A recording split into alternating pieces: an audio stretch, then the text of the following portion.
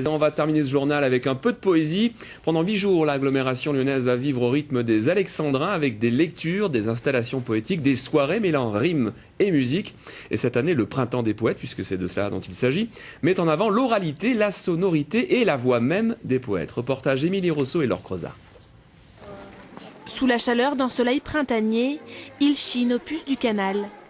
Et puis au détour d'une allée, entre deux bibelots, un rossignol itinérant, Véronique et Jean-Baptiste installent leur stand.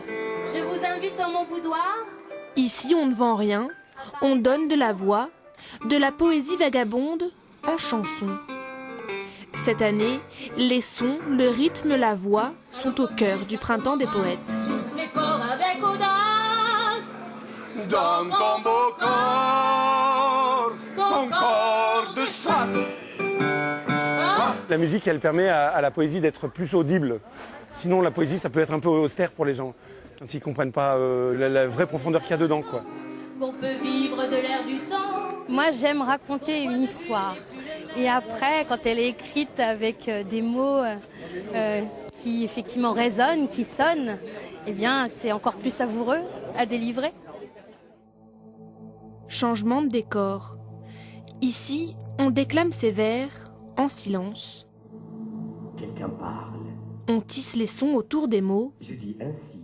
du sens autour d'une note. À ma place. أقف في النقطة نفسها.